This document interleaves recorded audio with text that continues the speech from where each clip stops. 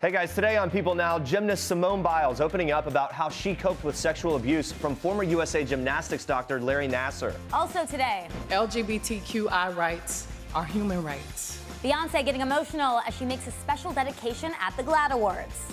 Yes! How well do Oscar winner Sam Rockwell and Taraji P. Henson really know each other after co-starring as enemies in the powerful true story, The Best of Enemies? Mystery solved. We now know why these Garfield phones have been washing up on French beaches for decades. And AnnaSophia Robb is here with details about the unbelievable story in her new Hulu series, The Act. It's live today on People Now, and it's Friday.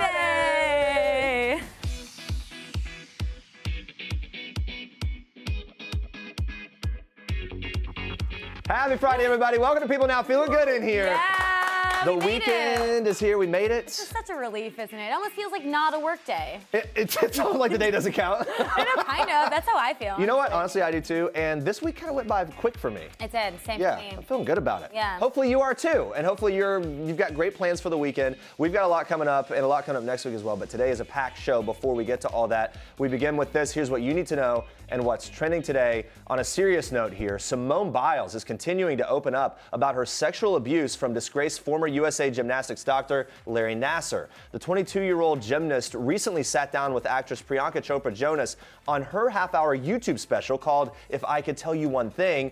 On there, Biles got candid about the dark times that she's faced following the abuse and how she struggled coming to terms with exactly what happened. At one point during their conversation, Biles says, "There was a time I asked my friend and I called her and I asked her the definition of sexually abused. Because, you know, some of my other friends, they had it worse than me.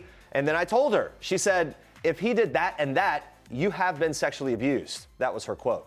Even after that conversation with her friend, Biles says she still kind of brushed it off, but in fear that she would no longer be seen as a great athlete, she told Chopra Jonas this: "I was like, no, I'm not willing to put that out there for the world to see. They're not going to see me as Simone the gymnast. They're going to see me as Simone the sexual abuse survivor. And so I denied it and I buried it." She continued saying she was very depressed and never left her room. She also says she told her lawyer that she would sleep all the time because it's the closest thing to death, which I think is a really just heartbreaking revelation from her. It wasn't until after she read the story about her friend coming out that she confided in her mother, and then they contacted the detectives. Although Biles says it was incredibly difficult coming forward, she says she now feels stronger since doing so. She revealed, "It wasn't easy, but I feel like I'm a stronger woman today, and I just feel like telling my story has helped younger girls." When asked how she deals with the pressures of her career and of her life, she told Chopra Jonas that therapy is everything. Biles first accused Nassar of sexual abuse through a letter shared on Twitter back in January of 2018. Other gymnasts who accused Nassar of sexual misconduct are Ali Raceman and Gabby Douglas, as well as over 150 women and girls. Nassar was convicted and sentenced to 40 to 175 years in prison. Now we move on to this. I want to dedicate this award to my Uncle Johnny, the most fabulous gay man I've ever known and I ever knew, who helped raise me and my sister. Witnessing his battle with HIV was one of the most painful experiences I've ever lived. I'm hopeful that his struggle served to open pathways for other young people to live more freely. LGBTQI rights are human rights. Yeah, getting very emotional there. That's Beyonce with Jay-Z by her side at the 2019 GLAAD Awards Thursday night in LA, accepting the Vanguard Award for their advocacy, and in doing so, revealing that her uncle died after battling HIV. GLAAD presents the award to LGBTQ allies who promote equal rights for the community. And Jay-Z also had an emotional time accepting the Vanguard Award, an award that was given to his mother just last year.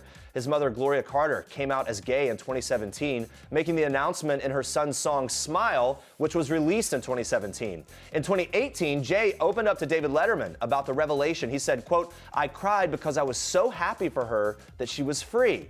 Well, he got a bit emotional on Thursday night as well, as we said. Take a look at this. Because I didn't get to do it last year, honor my mother who received the award last year. I get to follow in her footsteps of spreading love and acceptance.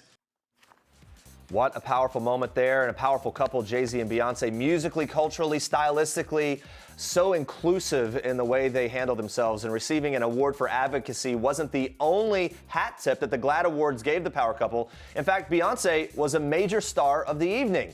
RuPaul Drag Race star Shangela performed a medley of Beyonce's songs, bringing the audience alive and Beyonce to her feet. Now, PeopleTV was on the red carpet. Patrick Gomez and Orange is the New Black star Leah Delaria caught up with Shangela on the red carpet before the show. Take a look. Oh my goodness. Hey, I feel like it's graduation night, girl. Prom, I'm feeling it. You look a lot better than I did at my graduation, I'll say that. Oh, you better stop. You know what, mine was just last year, so just kidding. No, I feel like a princess tonight, here rocking this fabulous Walter Mendez gown. And you know, Walter also designs for Beyonce, so I'm kind of Beyonce fashion adjacent tonight, okay? Well, we hear you're going to be more than Beyonce adjacent tonight. Well, the night is young, so I'm sure there are a lot of surprises in store tonight. But let me just tell you, Beyonce and Jay-Z security, I know they are on top watch, honey, because I'm in the building, and I'm going to be looking like this. You're going to be the Fiji girl of all the Beyonce Jay-Z folks. Honey, I'll hold Fiji, I'll hold Dasani, I'll hold Nestle. If I can stand in the back of Beyonce, just be like. I'm just envisioning the keep away from Beyonce order that's going to come. No, it's probably one of those cattle prods, the electric ones. I'll be like, but you know, some things you have to risk in life to have a good time. And you know, I'm just thrilled because the first number I ever performed in drag in 2009 was Beyonce's Single Ladies. Oh my goodness, just absolutely the best. That's the ideal interview. Walks up and it's just like, go. And everything's golden and everything's hilarious. So funny. Yeah, she's so great. And clearly Beyonce got her message loud and clear. PeopleTV also caught up with our favorite Netflix lifestyle gurus, of course, the cast of Queer Eye. We spoke to them about the award for Outstanding Reality Program they hoped to win. Spoiler alert, they did win it. We got into so many other things, including their perspective as role models in the LGBTQ community. Take a look. What goes into choosing what you're going to wear to an event like this versus wearing to an event, any other event? A stylist. Here's the thing, I wanted to really step it up this time. I think that this is the kind of place where you can really show your creativity and who you really want to be, and yeah, without judgment, and I love that. But I'm kind of like that all the time. I know you are. I just want to feel great, and so whatever I feel cute in, that's what I'm going to wear. And you all are nominees tonight. Are you going to win? We don't know. I don't know. Come on. I hope so too. Are you going to win? Any assumptions, but we're here to support and visit. Yeah, we want to win. Of course we want to win, but like, you know, we're happy for everybody. We really are.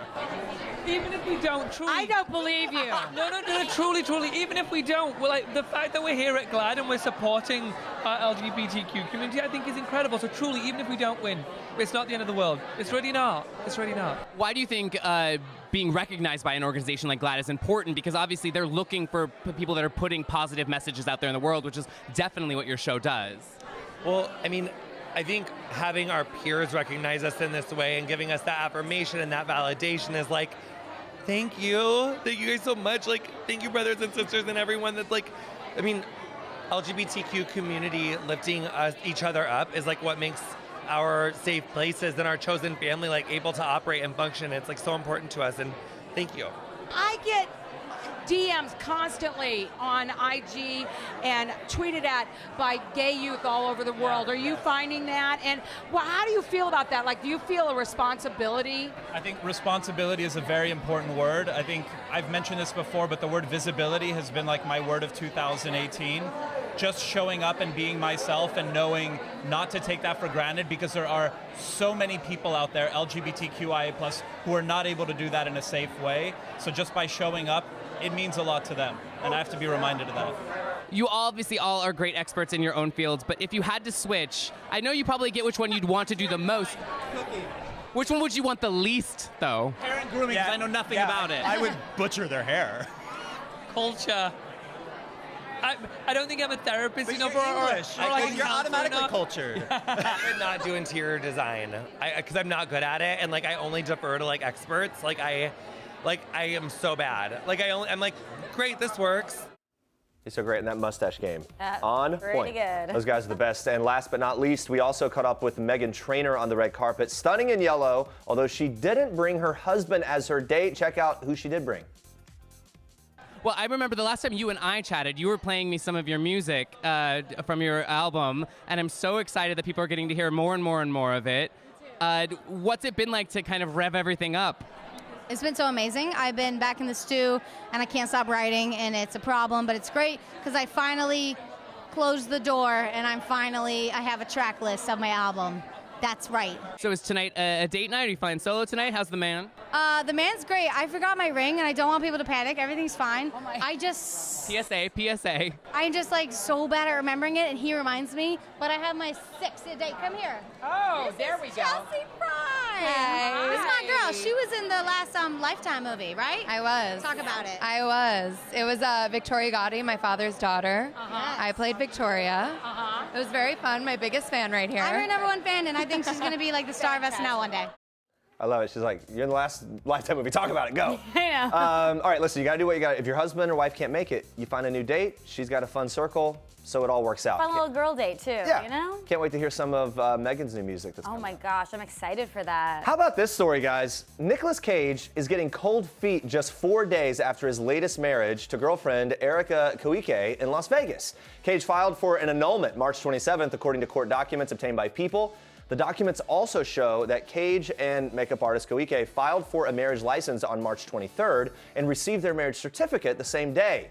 A rep for the actor has not responded to People's request for comment, so not exactly sure the full extent of all of this, but Cage and Boehlke have kept their relationship very low-key, only a few public sightings together. Cage has been previously married 3 times. He married his first wife, actress Patricia Arquette, in April 1995. The two later divorced in 2001 after about 6 years. He married Lisa Marie Presley in August 2002, but filed for divorce a few months later in November of that year, and it was finalized in 2004. The actor's third wife was Alice Kim. The two married in 2004 and welcomed their son Kal-El in 2005. And in June 2016, People confirmed the two had separated in January of that year after 12 years of marriage. Now, Cage also has a 28-year-old son, Weston Coppola Cage, with ex Christina Fulton. So there's the life and history of Nicolas Cage. Yeah, well, you kind of wonder what happened. 4 days you're getting cold feet. They did get married in Vegas, so kind of begs the question. Maybe there was some They wanted whatever happened in Vegas to stay in Vegas, and now they're doing what they can to keep it there. Yeah. We'll find out more about that on People.com. Stay tuned there. And for now, you have more for us in Star Trek. Yes, we are kicking off Star Trek today with a bit of a throwback. Watch this. Oh my God. You know, guys, it was so hard going back and forth that I decided I'll just be Hannah forever. She was getting a lot of press this week, thanks to me. We are definitely getting the best of both worlds here. Miley Cyrus revealed her new do on social media. Fans are going crazy for this. Cyrus has transformed back into Hannah Montana again when she revealed on Instagram that she dyed her hair platinum and added blunt bangs, very similar to her Disney alter ego. Now, if you remember, Cyrus wore a wig when she played her pop star persona, Hannah Montana. Her hair was naturally brown when she played herself, Miley Stewart. This hair change, however, is real. Cyrus told everyone on her Insta story that these are not extensions. It's all her hair. Now, this week happens to be the 13th anniversary of the premiere episode of Hannah Montana. Cyrus posted a picture of her first day. So cute. She looks so young there. Wow. Wow. Cyrus can thank Justin Anderson for the new do. You can see some behind the scenes of the process on his Insta story. We here at People Now love it, Hannah. I mean, Miley. Oh, you kind of person. switch it. It's hard to keep them straight. I don't know about you guys. I'm very hopeful for a Hannah Montana reboot now. I loved the show, No, actually. that would be really fun. A lot of people would tune in for that. Especially now, you know, coming back at this age, I think it'd be cool. In honor of her new look, we want to see your favorite Hannah Montana gifts. So tweet us those gifts with the hashtag PeopleNow. You might see them on the show. Can Hannah be a mom now? Oh, she could be. Wild twist. I know. I'm just throwing it out. All right, we'll check in on our question of the day and take a look at Miley's Hannah Montana revival in a bit. But first, moving on to this. Have you seen this? Everyone's favorite K-pop band, BTS, is on this week's cover of Entertainment Weekly. I'm so happy for them. These guys are so big right now. Well, this is a huge moment for them, too, to be on this cover. The boys sat down with EW for an interview, and J-Hope showed off his go-to dance move. Take a look. I love hip-hop. Yeah. Do you know C-Walk? Ooh. Oh, yeah. You like my hair? Gee, thanks. You like my hair? So fun. In case you didn't notice, those were lyrics from Ariana Grande's 7 Rings that J-Hope was singing. And dancing. And dancing, yeah. Meanwhile, Jin revealed what his favorite nickname for himself is. Watch. Yeah, my favorite nickname is White Handsome, you know? Yeah, because I made that nickname. Handsome. Yeah, thank you. Yeah, clearly the rest of the band isn't that impressed with Jin going around calling himself worldwide handsome. Jeremy gives himself that nickname too. Oh, yeah, right. I aspire to worldwide handsome. The band also talked about their favorite song lyrics that they've written. Take a listen. I don't care. Mike job him good to the other play. You know the lyrics, you know. They're so cute. I love them. BTS has basically taken over K-pop and maybe even the world by storm after dropping 2 #1 albums on the Billboard charts in the span of just 3 months and having more than 5 billion streams combined on Apple Music and Spotify. Very impressive. You can read more about them in this week's issue of Entertainment Weekly, available on stands now. All right, Tracy Morgan is loving life in his house fit for a king of comedy, right? Hey. Morgan welcomed people into his sprawling 22,000 square foot home in New Jersey for the latest Hollywood at Home, and he opened up about one of the best things about his space. Watch. I got a bowling lane in my house. Nobody I know got a bowling lane in their house. That's what attracted Tracy to the house, was the bowling. The bowling alley. And the foyer. The foyer is what caught your attention. Yeah, the foyer, when you come in, it's so immaculate. It's grand. It's royalty. Very it's grand. Wow, grand indeed. The house also features a home theater, a pool table with a working fish tank attached. It's real. That's what every pool table needs. A fully decked out basketball court with his favorite Knicks players immortalized on the walls. And while he has an impressive collection of arcade machines, he opened up about his favorite toys in the house. Take a look. You know, right upstairs of the Morgan residence, right upstairs is the garage with all my toys in there and all her toys in there. Ain't nothing but eye candy anyway. And our daughter's toys, huh? And our daughter's toys. All eye candy. I got a Bentley Mussolini, 1 out of 25. Is only 25 made in the world, and that's #1. And then I got a Ferrari 488, and then I have a Bugatti Veyron. And then I have a Phantom Rolls Royce, and she has her toys. Yeah, I have the Rolls Royce Dawn, and I love Range Rovers, so I have a 2019 Range Rover. Every car we got, my daughter has. She's 5 years old. I Just guess like a her little mother. fleet, a little fleet car. More like her daddy.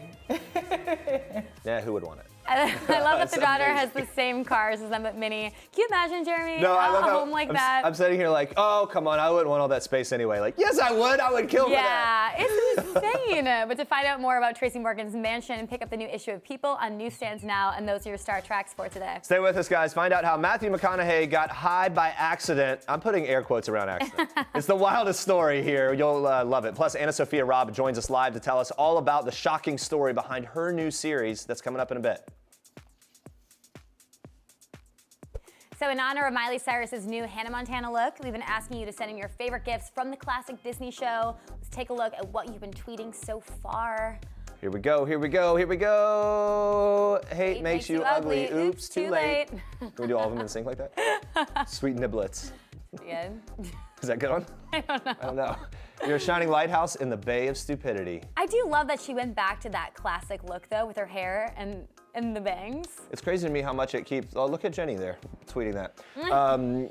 I love how much it still resonates, right? Oh, yeah. And she's grown up with the audience. The audience is here for it and kind of loves the Well, fun she was so throwback. fun with her little alter ego and everything, so I hope it makes a comeback. That'd be cool. All right, send in more of those gifts. We'll get back to them in a bit, but now we move on to this. All right, guys, the 80s are calling us on Garfield telephones. Okay, stay with me here. This is wild. Because this has been a well-documented phenomenon for decades. Actually, the first time I'm hearing about it, but it's fascinating. These lasagna-loving dialers have been washing up on a French beach for decades, but now the mystery of where they've been coming from has been solved. So, according to the BBC, the source of the cartoon phones is from a shipping container that wound up in a secluded sea cave that was accessible only at low tide. So it's been legend for some time now that the phones came from a sunken container. It wasn't until recently that the theory was confirmed. A little background on this. Since the 1980s, these Garfield telephones, they've been washing up on a 15-mile stretch of beach in France. In 2018 alone, nearly 200 phones and pieces washed ashore. It made local people and environmental activists wonder where they were coming from, what the deal was. It's like, look at all these Garfield phones, they're everywhere. These little Garfield faces. It's so bizarre. Yeah, well, French environmentalists sought out the truth, hoping to stop the relentless plastic pollution. Obviously, it's terrible for the water. Right. A local farmer near where many of the phones had washed up connected with an anti-littering group, told them about a storm that had passed through the area in the 80s that caused a shipping container to fall off a ship. Since that stormy day, the phones have been continued to show up regularly. Apparently, the shipping container became lodged in this sea cave. So the curious anti-littering activist followed the farmer to the sea cave that he kind of told them about, although as if it were like legend. They found the remnants of the decade-old shipping container with more pieces of the orange cat phone, the Garfield phones there. Yeah. Now, while the mystery is solved, the group says the problem sadly is not. Most of the phones have already washed up into the sea, have polluted the ocean, the shores. Unfortunately, will continue to do so. Telephone Garfield, as it's become known, is just one plastic item along with many others that continue to litter the oceans and the shores. In France, the Garfield phone has become kind of the mascot for the importance of marine cleanup and the dangers that microplastics pose to the ocean. But it's such a bizarre story. I mean, the pollution and all the plastic in the water is super frustrating, but it's just it's funny when you look at that Garfield face. This was filling up my feed, and it was like, the mystery solved. So where the Garfield phones have been coming from. And I'm glad they figured it out, and hopefully they can try to find a solution to this. We were looking them up online with some of the crew guys just a little bit before the show. They sell for like $70 or $80. Wow. By the way, you can Really? still get them. Yeah. I mean, I don't know what I would use them for. All right, let's move on to this. All right, check this out. Matthew McConaughey is admitting he accidentally got high with Snoop Dogg on the set of their new movie, The Beach Bum. Again, accidentally? How do you accidentally get high? Snoop Dogg revealed on Jimmy Kimmel Live that McConaughey then rapped for 13 hours straight. 13 hours? I think, the sense of time might get a little foggy. Yeah, how would you know? Yeah, I know. But how did this go down? Let's watch McConaughey explain how this all unfolded. Watch. It was a scene where his character was turning me on to his magic weed. So I've got prop weed, which is called property weed, which is really oregano, because I don't, I'm not getting high on the set. Not on set. I'm not, right? So we do the whole scene. After a 7-minute take, he goes, "That wasn't prop weed, that was Snoop weed." And I was like, "Here we go." Yes, that was. I was going to say, what exactly is it? What is Snoop weed? I saw the sunrise. I'm sorry, I can't get over his voice. Every time I hear him do interviews. I can't get over the look. Yeah, the look, And the the hat. voice, this story. Can you imagine getting high in your job? I guess that's what you would maybe expect if you're working with Snoop Well, yeah, Dogg. what else do you expect when you're working with Snoop? I mean, that's kind of his thing. This isn't McConaughey's first public run-in with weed, though, by the way. He was arrested for suspicion of possession of marijuana and drug paraphernalia in 1999 when his neighbors, get ready, called the police because he was dancing naked and playing bongo drums. Sounds about right, honestly. How long did they just watch in amazement? Like, what's happening? He's dancing around naked and Also, why would you call the police on that? Just like, unless it's that disturbing, just. Maybe they thought something was up. That's true. All right, listen to this, you guys. Okay, fellas, let's roll. The late Don Rickles will voice Mr. Potato Head in Toy Story 4. I do love this story. The beloved comedian passed away of kidney failure at 9 years old in April 2017. The film's director, Josh Cooley, said he was able to honor Rickles using previous recordings, which I think is so amazing. Yeah, Cooley tweeted Thursday one of Rickles' famous quotes, saying, "Some people say funny things, I say things funny," and added, "All of his pieces may be replaceable, but his voice is not. Honored he signed on for TS4, honored he's in TS4. I think that's fantastic as well. Yeah. Makes me love it even more. I know. Cooley tells Entertainment Tonight that after Rickles passed away, Rickles' family contacted him and asked if there was any way to use the late actor's voice for the upcoming film. So he was really honored that they reached out. He went through 25 years of everything that wasn't used in Toy Story 1, 2, and 3, basically anything he recorded to see what the film could use. He said nobody can replace him. He basically created that character. I mean, if you think back about it, the voice really made it. It'd be strange to hear someone else's voice doing Mr. Potato Head. I don't think it would work, right? Yeah, and so he has all these famous quotes and zingers in the franchise. I think Jeremy wanted to try. Oh, did you know we could hone him here? I'm not supposed to be babysitting Princess Drool. Does that sound like him? No, I think you've got one. He has this other line. His very first line actually was, "Hey, just 3 and up. It's on my box." I don't know. I hope that You sound like the mom from Marvelous Miss Maisel, kind of. Yeah. Hey, just 3 and up. I'm not hired to do impressions, so. When he tried to use his face as a joke to Ham, the piggy bank, and said, "Here we go. Hey, look, I'm Picasso." He then called Ham an uncultured swine.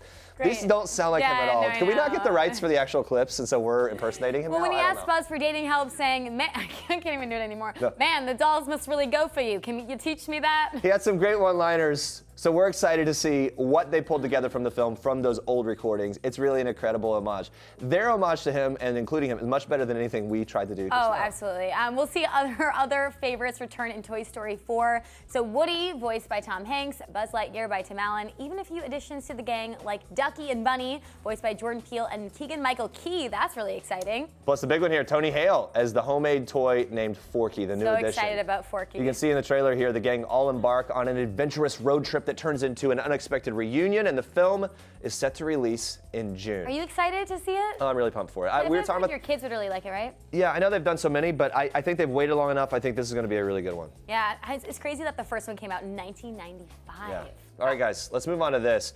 On April 5th, a film based on an unbelievable true story will hit theaters nationwide. The Best of Enemies, starring Taraji P. Henson and Sam Rockwell, tells the story of civil rights leader Ann Atwater and KKK member C.P. Ellis, he was actually a leader of the KKK, and how a town vote on school desegregation led to this unlikely lifelong friendship. I sat down with Henson and Rockwell to discuss how the film's message really resonates in our current cultural climate. Watch. Now, we have been sitting here for over half an hour, and the councilman here ain't done nothing but... Ann, we're going to give you your chance to speak tomorrow night. Are we good now? Not yet.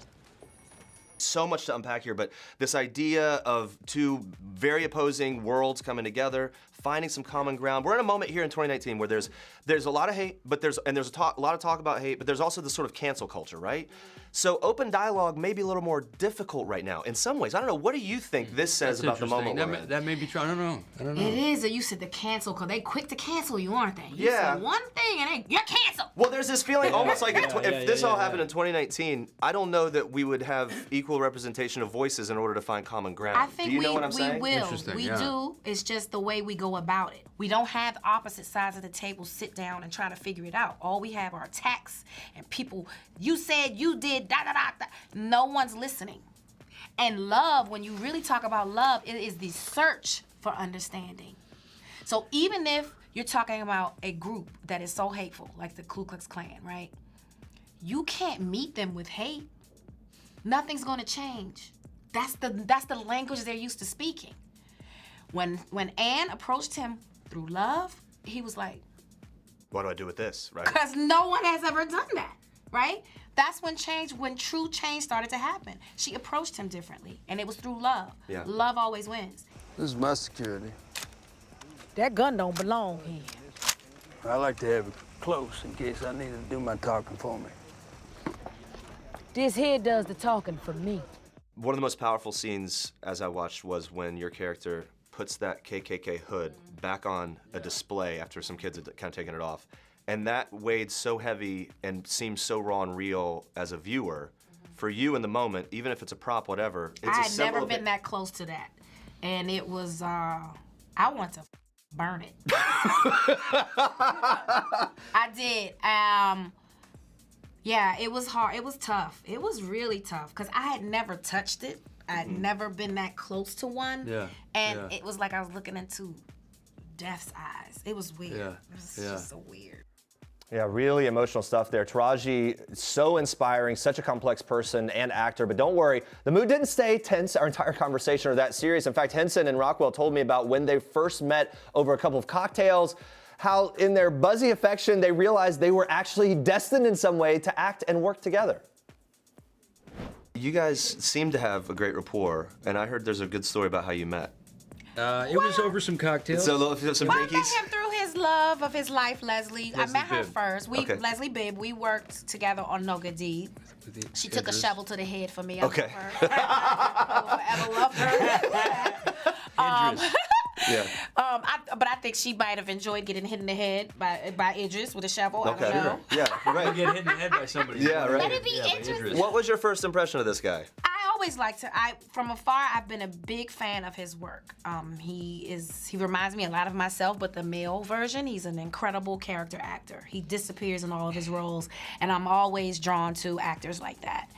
And when they said that he signed on to do this, I almost passed out. Yeah. I was so freaking happy because when we were drunk that night at the bar, we actually put it in the universe. We were like, we're gonna work together. He's like, I'm gonna find us. You can feel it there. They're so funny, and you can see in their faces they really enjoy each other's company. The Best of Enemies hits theaters on April 5th. Keep an eye out later in the show where we'll be playing a little rapid-fire game with Taraji and Sam to see how well they really know each other. Are they the best of enemies, or are they maybe the best of friends? We will find out.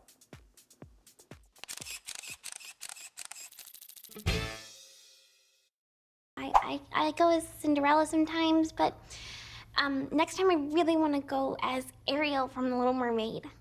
Oh, right, because Ariel gets her legs. I'm sorry. No, it's okay. When I was little, I could walk. You could? Well, that's what my mom says. And that my dad made fun of the way I walked or something.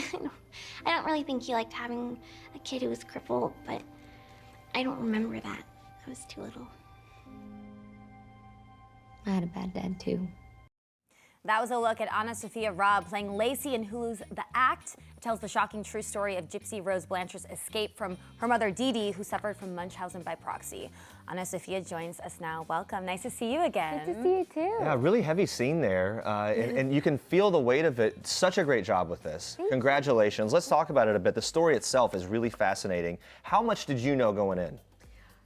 When I received this script, I didn't know that it was based on, I mean, I didn't know, I wasn't familiar with the story, and then I saw based on true events, and I was like, whoa, right. This is insane. And I read the BuzzFeed article written by Michelle Dean, one of our showrunners, and watched all the documentaries and got my hands into everything. And it was just, even while we were filming, it was wild to think like these people are real. This story is still living on because Gypsy's in prison right now, and it's kind of like new chapters that continue to unfold. Like the story is kind of getting crazier even after the show ends. Right. And because it's real people and such a heavy subject matter, how did people on set ensure to do the characters justice and do this story justice? Well, I think that's what's really special about this show, and what really drew me to it is that it's not, I mean, there's a lot of sort of salacious information, but it's not handled in that way. Like, there's so much care and consideration and humanizing of these characters, Joey and Patricia, and myself, the whole crew. We all care so deeply about telling the honest story and showing the multiple layers of these characters and the reasons behind why they made their decisions. It wasn't because they were evil. It was just because they were like trying to make the right choices, even though they ended up doing awful things. You kind of get in their head, get behind their motivation, all that. Watching this and looking at the storyline, the way it's depicted, to me it reads as something that as an actor it would be just great to kind of get your hands on and to be able to figure out how to do this and do it well. What was the biggest challenge for you? I think the biggest challenge was it takes place over like 7 or 8 years. And so I think, and obviously you don't film chronologically, so it's jumping back and forth in time of like playing. Changing the mindset, right? Changing the mindset. I mean, Joey and Patricia had different challenges, obviously. Joey completely transformed, as did Patricia. But I think for me, going from like 24 to 16 to back and forth and trying to figure out, like, track my character. Yeah, that's not easy. The cast is mostly female. It also has some female directors. What was that experience like for you?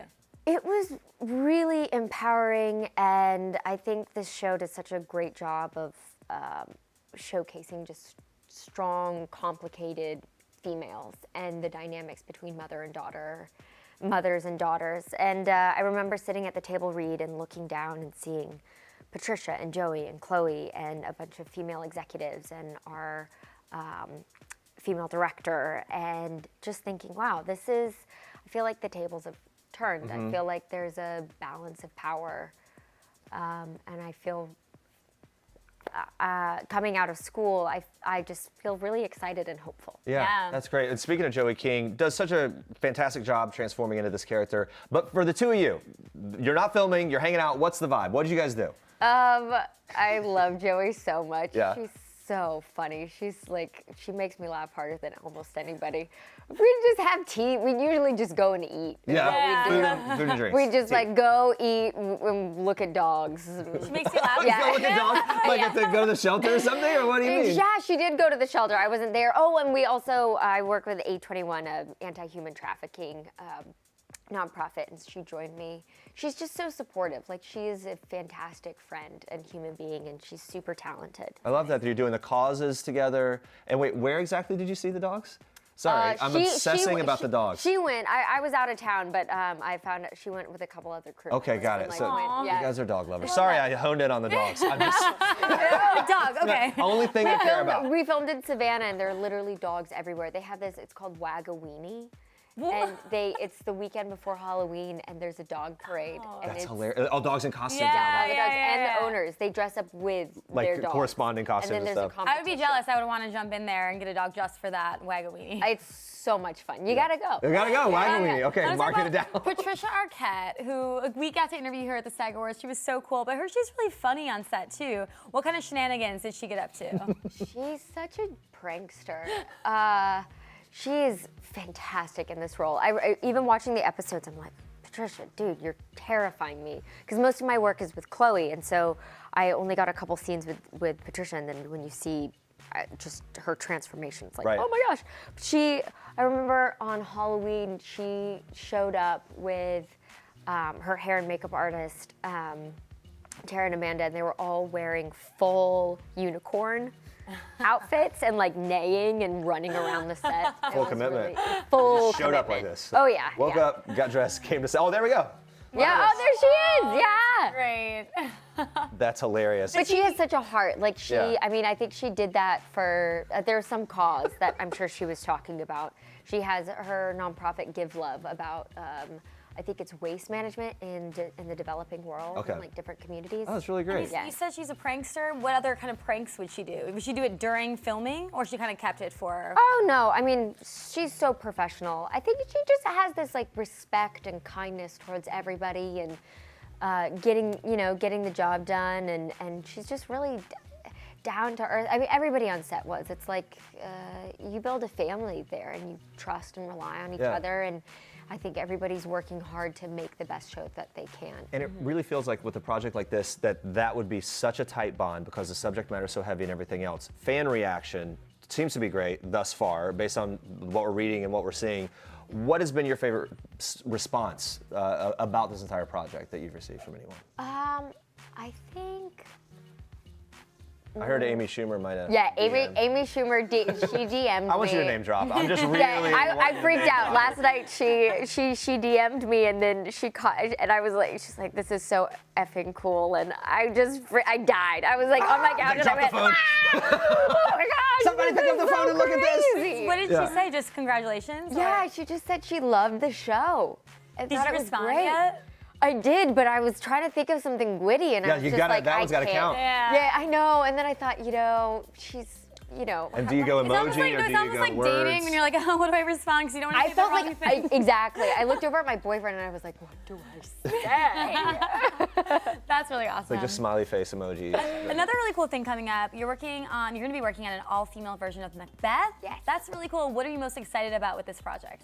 I've been wanting to do theater for a long time, and I really wanted to start in like classical text and Shakespeare, and so this opportunity is so exciting, and I just can't wait to work with the girls. And Isabel Furman is playing Macbeth, and she's one of my really close friends, and so I'm just excited to like get in the room, work on the text. It's just a challenge. It's like I've heard it's just a full-on workout. To do it with your friends as well. That's really great. Mm-hmm. All right, you ready for this? We want to get to know you a little better. So we're going to do a rapid fire get to know you game. You ready? Here we go. Okay, so quick questions here. Number one, guilty pleasure TV show. What are you loving? Queer Eye, is that a guilty pleasure? Yeah, No, you binge it. Anything you binge, yeah. Go-to cocktail. Ooh, gin and tonic. Ooh, I like what gin. what Jen? Hendrix? Like Hendrix. Okay. A perfect date night. You staying in or you going out? I probably would be like dinner and a movie, like in. Dinner and movie in. Okay. Yeah. Netflix and- Or out, I would be like, it would be nice warm weather Yeah, outside. got it. All right, Okay. you can only eat one meal for the rest of your life. What is it? And I don't, like, nothing happens, Chick-fil-A. Yeah. Oh, those waffle fries. Get ready. You can only. Oh, you already did that. Funniest cast member in the act. I would say Joey. Okay. By the way, earlier I meant Hulu and Chill, to be clear. Sorry, excuse me. Oh yeah. Hulu and Chill. Hulu and Chill. Okay, this one's hard for me. Chocolate or cheese? Cheese. It's weird. It changed. Something changed. My taste buds. You know, every 7 years, everything like your cells turn over. So you're. I had such a sweet tooth, and literally lost it. Do you have a favorite cheese? I love cheese so much. I do. I love stinky cheese. Like anything really intense. I have not evolved to this yet. Like a truffle cheese. Oh, nice. Something like. I'm not kidding you. When I walk through a grocery store through stinky cheese lanes, I run out of it. I think it's absolutely disgusting. You actually run? Run, sprint. I'm like, I'll get that one. I'll get that one. I never end up buying one cheese. If I buy one cheese, I buy 4 cheese. Do you just sample them? Yeah, no. Okay, I'm with you guys have fun with your stinky cheeses. I'll be in the chocolate aisle with peanut butter chocolate. All right, who's your hero? My hero? Yeah, on the spot. Here we go. Patricia's coming to mind just because she's like closest. But she makes me excited to mature in this industry. This is a big debate here: crunchy or smooth peanut butter?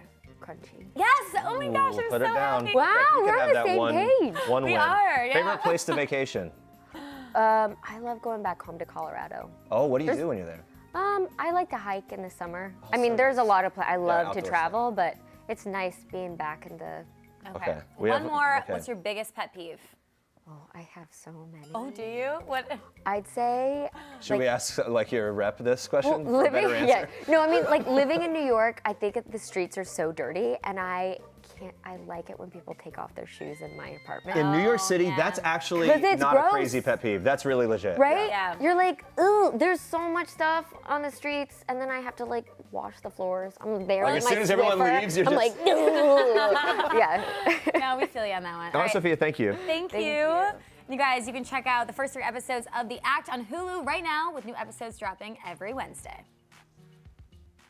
Guys, this week we got our first look at Lifetime's new made-for-TV movie inspired by the life of Prince Harry and Meghan Markle. And here to tell us everything we know so far about that and more are People Senior News Editor Erin Hill and our Royal Correspondent Imogen Lloyd-Webber. Matching outfits, everybody ladies and gentlemen. channeling the royal blue here. I'm trying to get in on it a little bit with my shoes. It's a blue and black. It's all the way.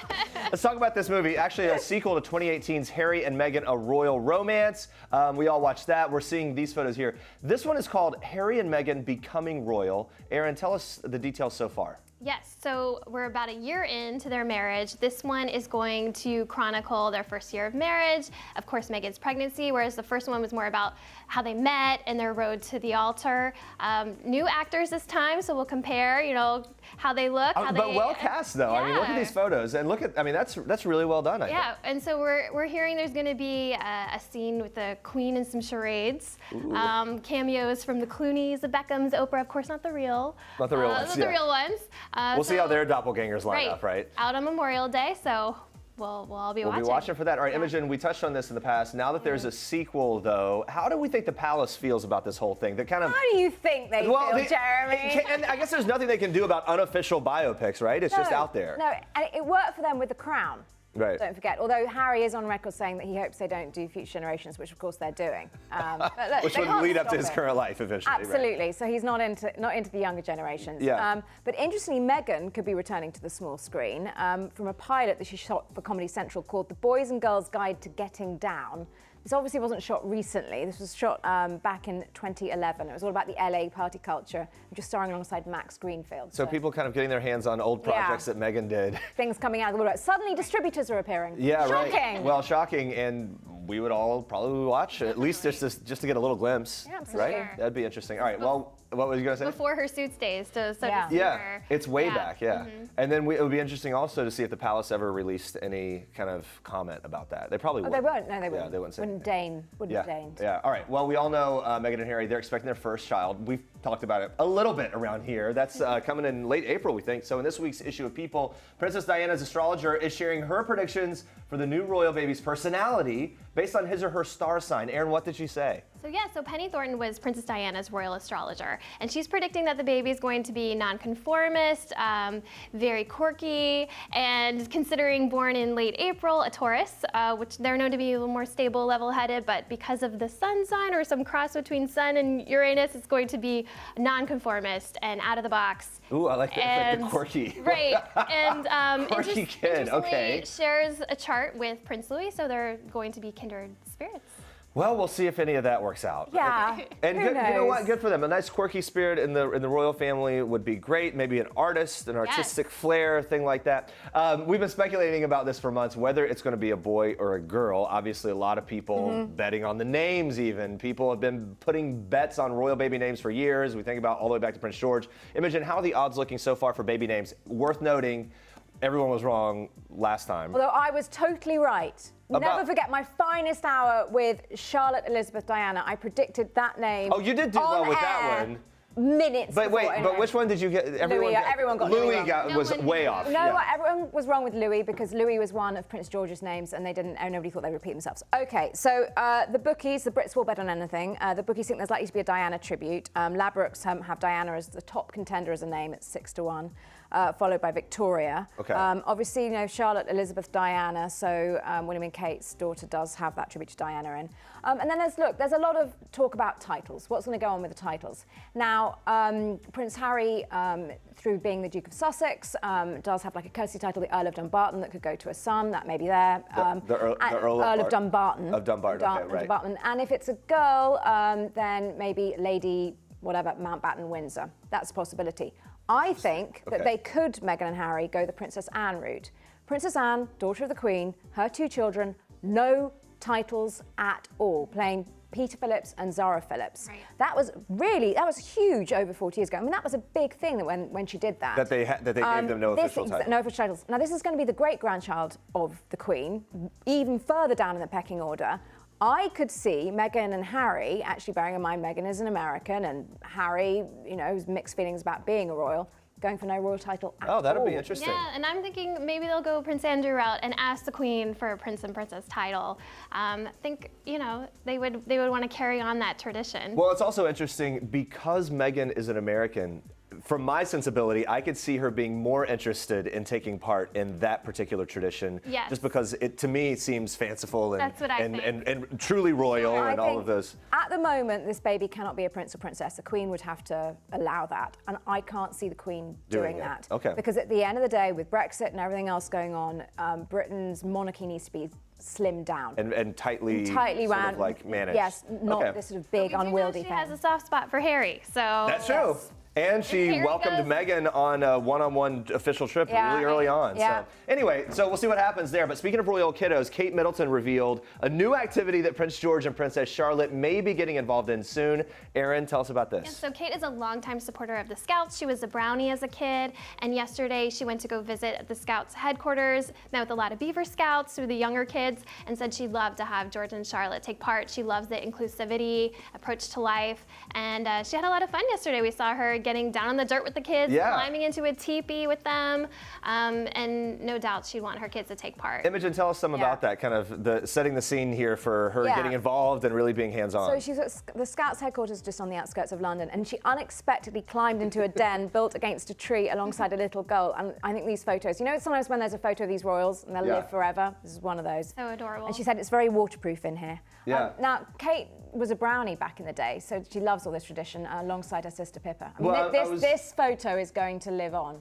Yeah, that's really great. And I was going to say, I'm a bit curious about her. I mean, we've seen Kate kind of get down and dirty before, but generally speaking, they try to keep things a little more prim and proper. So that's what makes this stand out even more, right? Yeah. She even said she was glad to be wearing her boots yesterday and not her heels, that she was like planting a tree. So I think she likes this sort of dressed down event. All right, so before you guys go, Kensington Palace announced this week Prince William will make a very special, very meaningful trip. Erin, tell us about this. Yeah, so Prince William will be going on behalf of the Queen to New Zealand in late April to pay his respects to the victims and victims' families of the mosques attacks and in New Zealand earlier this month. Wow, okay, so a very important trip. Obviously, it's symbolic and it would undoubtedly mean a lot to the people there. Absolutely. I mean, New Zealand is part of the Commonwealth. The Queen is figurehead to 2.4 billion people around the world. William actually visited New Zealand following the Christchurch earthquake in 2011, and he and Kate then did a tour there in 2014.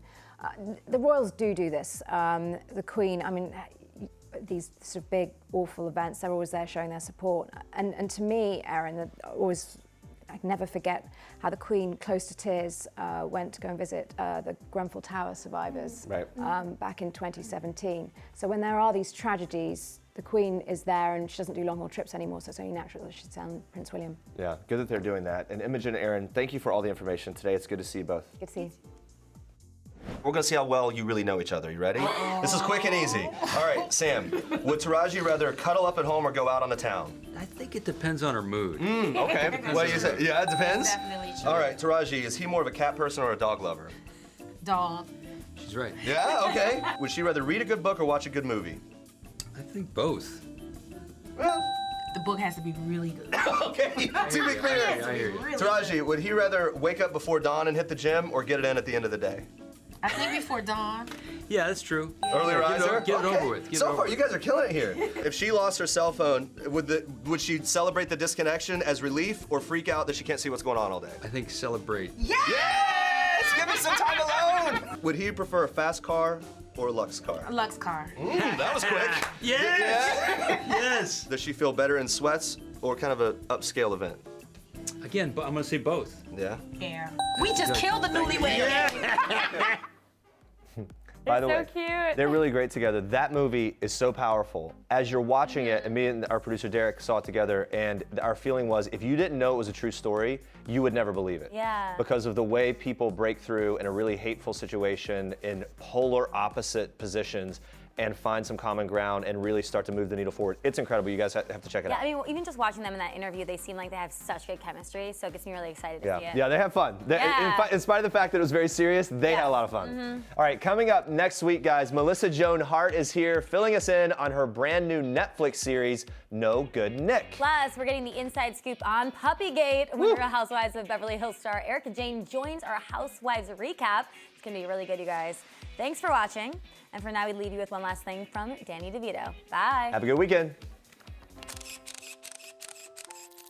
Hi, I'm Danny DeVito, and this is one last thing. The last time I cracked up was at a wedding. It was so embarrassing. The last time I lost my cool was when I was in a restaurant and I had 25 people with me, and I realized I was there for 45 minutes and it wasn't even an appetizer on the plate. I got pissed off. The last time I felt really sexy was about 6 hours ago.